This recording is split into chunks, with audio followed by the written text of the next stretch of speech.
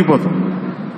కానీ అది కూడా దాటుకొని నేను నా జర్నలిస్ట్ వాల్యూస్ నేను కాంప్రమైజ్ అవును, ఏదైతే జరగనని చెప్పి ఆయన కూర్చోబెట్టి at the cost of his family members also he went ahead and uphold the journalistic values.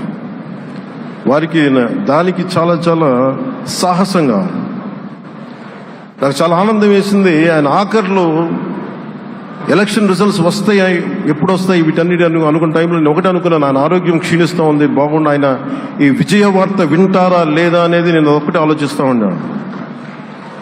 So నేను శ్రీమతి శైలజా కిరణ్ గారిని, సుమన్ గారిని, శ్రీమతి విజయశ్రీ గారిని అడిగినప్పుడు నేను ఒకటి అడిగాను, ఆయన విన్నారా అండి, ఆయనకి మాటలు వినిపించినాయా?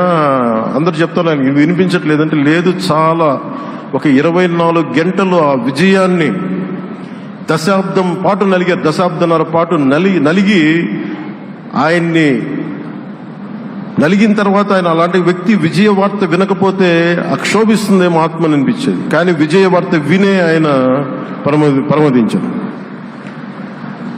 అందుకు నాకు చాలా ఒక తృప్తినిచ్చింది. అలాంటి మహానుభావులకి నా నివాళులు అర్పిస్తూ ఆయన నుంచి ఎవరైనా నేర్చుకోవాల్సింది, ప్రజాస్వామ్యాన్ని పరిరక్షించడానికి ఎవరి స్థాయిల్లో, ఒక పత్రికాధిపతిగా కావచ్చు, ఎవరు ఏ స్థాయిలో ఉన్నా దాన్ని మనం కాపాడాల్సిన అవసరం ఉంది. అలాగే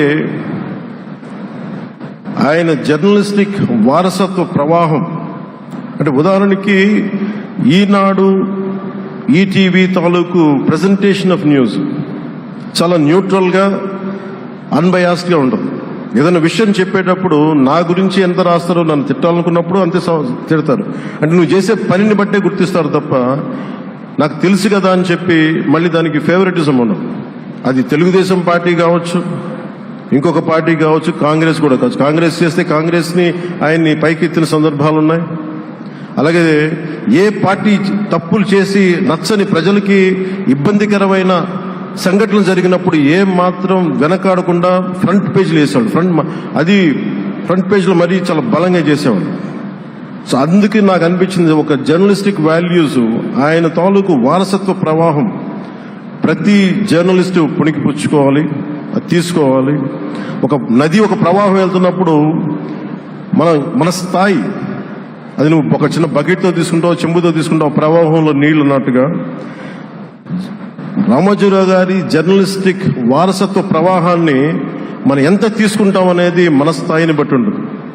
అది ఒక మోటార్ వేసి ఒక ట్యూబ్ మనకి పైప్లో తోడుకునేలాగా ఉండొచ్చు, లేదంటే నా స్థాయి ఇంతే అంటే కూర్చోబెట్టి ఒక చెంబుతో తోడుకోవచ్చు. అలాంటి అపరిమితమైన ప్రవాహం, ఆగని ప్రవాహం, ఉధృతమైన రామోజీరావు గారి జర్నలిస్ట్ వారసత్వ ప్రవాహం